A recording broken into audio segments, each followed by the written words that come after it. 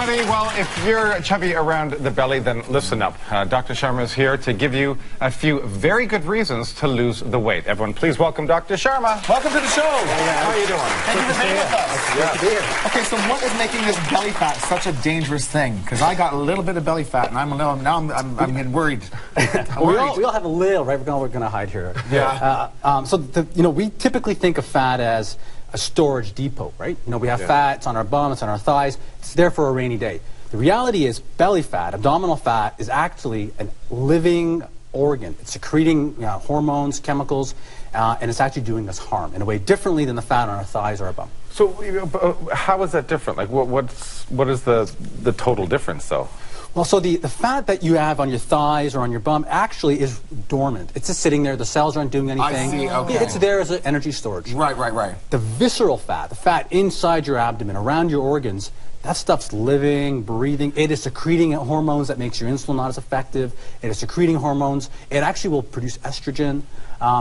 Great picture. And that's where the visceral fat, so it's on the inside. Yeah, so this picture, if you take a look at, you see the outside wall of the belly. Yeah. I'm just going to get up. I'm going to show you guys. Yeah, for sure. So you've got the outside wall. Stand to the side a little bit so people can have a look. There you go. So there's your skin. There's the fat you can kind of, That's the stuff you pinch. That's the inch that you pinch, right? That's the inch you pinch. You can always kind of looking at. So that's not so bad. That's not so bad. Right. That's the muscle layer right there. I got lots of muscle layers. Yeah. And then everything behind there is abdominal fat. That's that visceral fat. So is that like all your, you see with the bare belly kind of thing, is that the visceral fat inside pushing everything forward, giving you that look?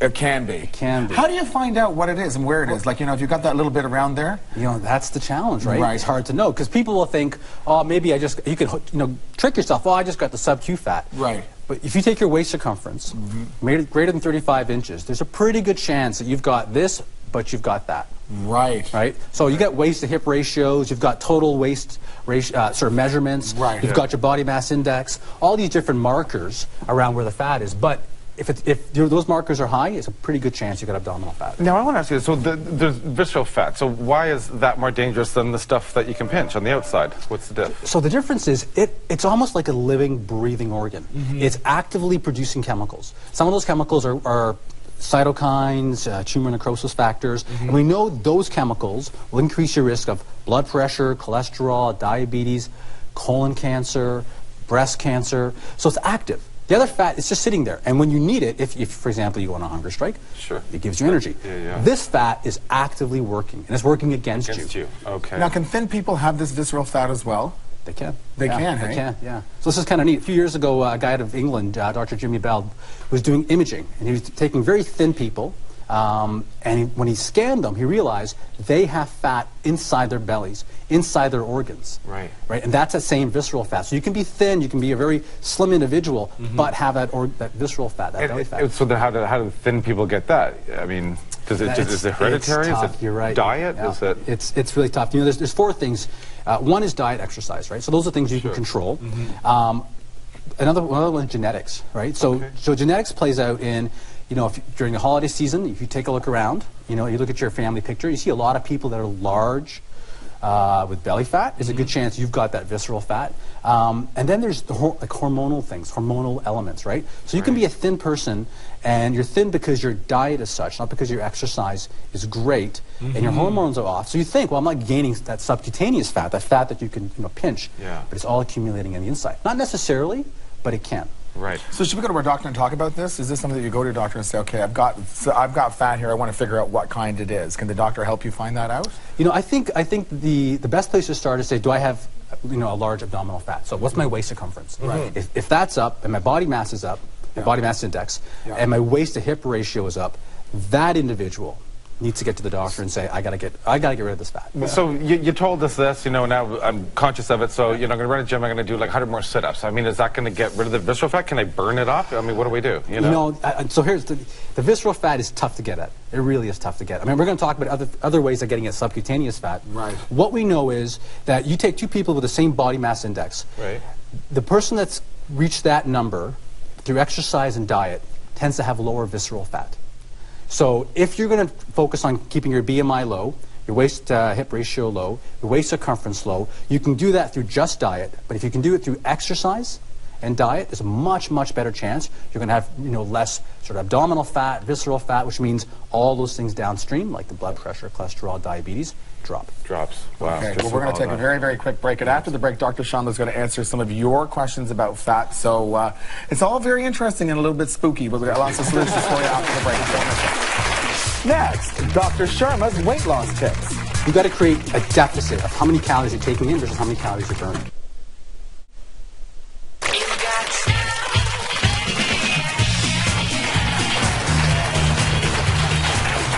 We are back here with Dr. Sharma, and we are talking body fat, and we have some great emails from some of our viewers, and the first one's from Susan, and she says... This one I love, because I'm so into this. I would ideally like to lose 15 to 20 pounds, but what should I be counting? Fats, carbs, or calories? And I have no idea. You know, what's the difference? Well, Susan, you know what? It's all of the above. Oh, all of the above. Oh, really? Yeah, so it's all about the numbers, right? So 1 gram of fat, 1 gram of protein, 1 gram of carbohydrates gives us different number of calories. 4 for the carbs and the protein, 9 for the fat. So when you have 1 gram of fat, it's twice as many calories. Okay? Wow, okay. So remember that number. Second number is 3,500 calories is one pound of fat. And that's 1 pound of fat this right is there. 1 pound of fat right here. 1 pound of fat. 1 pound. And I'm like just 15 pounds overweight, so that's 15 of these that I got in there going on. Floating all over the place. It's all at my feet because you can't see it up here. But I have it. But I do have it. Around. That's disgusting. So wow. Okay, alarming. Pretty gross, right? So what you got to do is you got to create a deficit of how many calories you're taking in versus how many calories you're burning. So if you can create 500 calories a day where you're burning more than you're taking in, a week that's 3,500. We can attack 1 pound. Of weight, right? So how are we going to do that? Well, we're going to exercise a little bit more per day. Right. That'll give us 250 more calories. Okay. And we're going to cut 250 calories from our diet. You know, it sounds like a hard thing to do, but this cheeseburger is 500 calories. Okay. Right? So if I just did this, simple as this, just, I love my cheeseburger, but I almost cut my finger there. Well, that'll take 1 pound off, wouldn't it? So there you go. So all you need to do is cut 1 cheeseburger, that's 250. A little bit of exercise, that's 250. And boom, that's 500. That's 1 pound a week. No, that's per day. But if you 500 per day, do that day in, day out, day in, day out. For 1 week. There's that. It adds up to one of these. That's gone. So if you cut that out, you exercise for 250 calories, you cut 250 calories out of your diet, you will lose a pound a week, and that adds up over the month, and that adds up over the year. So, exactly. But this count. Squeezing it. I know. It's got that feeling. Okay, we have another email here, and this one here is from Kim, and she writes, I recently heard, I'm so excited about this one, I have to tell you. I recently heard about a non-invasive procedure that involves freezing your fat. Wow. So this is the one where you don't have to do anything. You don't have to go to the gym. You just sit down and read a magazine. You can eat and you can lose. You can freeze your fat. Will this actually work? Are there any side effects? Can anybody do it? Can I do it is what I want to know. What you really want to know, right? You know what? This is great technology. Let me just start by saying that. And you know what? It does work. There are some limitations, but let me tell you about the technology. Well, let's take a look at video. We have a video first, right? So let's have a look at that first, and then we'll talk about how this all works. So what you can see here is small little love handles, little localized areas of fat. And what the doctor's doing is he's marking that's where we're going to burn, or actually freeze, the fat away. And it's very localized. It's not a huge part of his, it's not in the feet. Right. All sterile, no needles. He's not in the operating room. The patient is still standing. Right. Just, nicely draped. This is all taking about 60 seconds of just sort of prep time. Right. This is the machine, the Zeltique machine. This is the device. And what he's going to do is, right here you see it, he's applying this little probe on there, and it is cooling the skin. Now, how cooling are we talking about? We're talking, frostbite cooling, or like is it hurting him? It's not. Not that I care at all, because I don't care about it. The pain is but I'm just wondering, would that hurt? Well, so that's the cool science around this, right? So guys at a Mass General said, look, we think you can cool the skin so that the skin is just tougher, right? Won't get damaged, but the fat cells right below the skin will get damaged. They'll die, they'll dissolve. The process is called cryolipolysis. You've got to say it. Cryolipolysis. Cool, right? How much does it cost? Sorry. Sorry, continue. So what's happening is that temperature is not hurting the skin for the most part. It's killing the fat cells. They dissolve. They go away. So, okay, they dissolve, they go away. Is that like a liposuction where they, could just come back? I mean, do they regenerate themselves? I mean, this is not a one-time shot kind of thing? Well, so you know what, the short answer is we don't know, because it's very new technology, right? Okay. So it's been around for about 12 months. What we know is that one session takes about an hour. Okay. You might get a little bit of redness and bruising. Right. 3 months out, it's a 20% reduction in fat in that area. Yeah. 6 months out, it's 25%. Wow. So it seems to be holding and sustainable. I like But it. this is this is still in research, I guess. So you don't know for sure how long this is going to last. We don't know yet. We don't know yet. Now, where does the fat go? Do you poop it out? Because it's got to go somewhere, right? Oh, it just dissolves. But can it just disappear like that? I mean, that's it. It just dissolves. Well, so what happens is the cells are actually just dying. Right? They're dying, and your body's going to get rid of them. But you got to get rid of them. Where are they going? That's what I'm It saying. goes into your bloodstream, toxins, waste. Right. Maybe you pee it out. Okay. Poop it out. But it's going. But it's going. We have a before and after as well. We've got a picture of what it looks like. So that's before and after. Oh, I want it.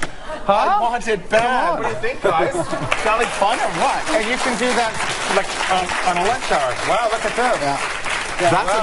That's a great difference. Now what we'll point out is targeted areas, right? So this is really ideal right now. First of all, it's a new technology. Long term, we don't know. And right now, it's still targeted at people who are looking for the last 10 to 15 pounds in the feet. But the last 10 to 15 pounds, right? And generally, you do this around the belly area. That's where people are doing it targeted. That's the focus, I guess, isn't it? Those little bulges you can't get rid of. You just zap it, freeze it, and hopefully it's gone. Well, I want to be a guinea pig. I'm telling you right now. I am signing up for this one. Thank you so much, Dr. Sharma, for being with us today. Fantastic. Beautiful. Fantastic information. Everybody stay with us. There's lots more coming up right after the quick break.